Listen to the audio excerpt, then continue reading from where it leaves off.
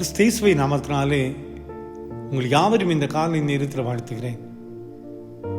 பைபிளில் அநேக வசனங்கள் எனக்கு ரொம்ப பிடிக்கும். அதில் எனக்கு அதிகமாக பிடித்த ஒரு வசனம் மத்தேயு 28:20. இது உலகத்தின் முடிவு பரியந்தம் சகல நாட்களிலும் நான் உங்களோடு கூட இருக்கிறேன். இதை விட நம்பிக்கையான வசனம் இந்த பைபிள் இல்லைன்னு நான் நினைக்கிறேன். ஏன்னு சொன்னா, ஆண்டவர் மட்டும்தான் இந்த வார்த்தையை சொல்ல முடியும். இந்த உலகத்தினுடைய முடிவு வரை சகல நாட்களிலும் நான் உங்களோடு கூட இருக்கிறேன்.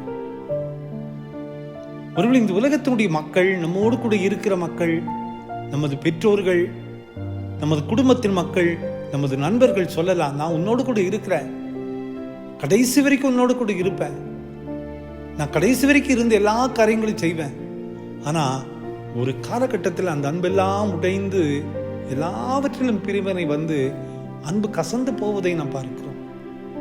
ஆனால் ஆண்டவர் மட்டும் சொல்லுகிற இந்த வார்த்தை நம்பிக்கையோட ஒரு வார்த்தை, உலகத்தின் முடிவு பரியந்தம் நான் உங்களோடு கூட இருக்கிறேன்.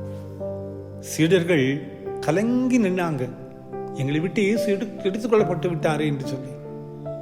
இதுவரை எங்களுக்கு ஆதரவா இருந்த அந்த அன்பு எங்களை விட்டு போய்விட்டதே என்று சொல்லி கலங்கி நின்னாங்க. ஆனா ஆண்டவர் சொன்னாரு, இல்லப்பா, நான் உங்களோடு கூட தான் இருக்கிறேன், உங்களோடு கூட தான் இருக்கிறேன்.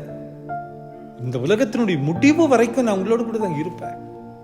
அந்த வார்த்தை அந்த சீடர்களை தேற்றியது, அவர்கள் செயல்பட வைத்தது.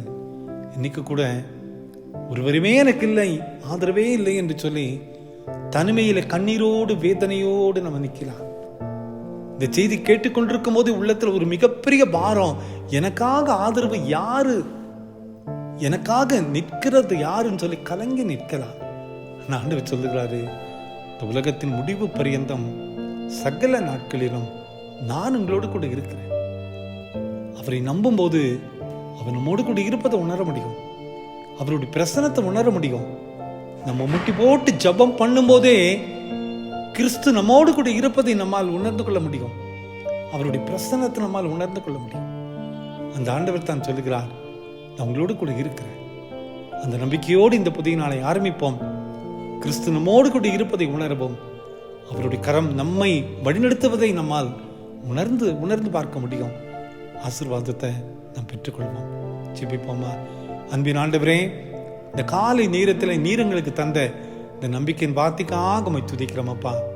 இந்த உலகத்தினுடைய முடிவு பரியந்தம் சகல நாட்களில் நான் உங்களோடு கூட இருக்கிறேன் என்று சொல்லி ஆறுதலான வார்த்தை சொன்னீரே, நன்றி அப்பா. எங்களுக்கு நீரே ஆறுதல், நீர் கூடவே இருக்கிறேன், எங்களோடு கூட வருகிறேன், வழிநடத்தி செல்லுகிறேன்.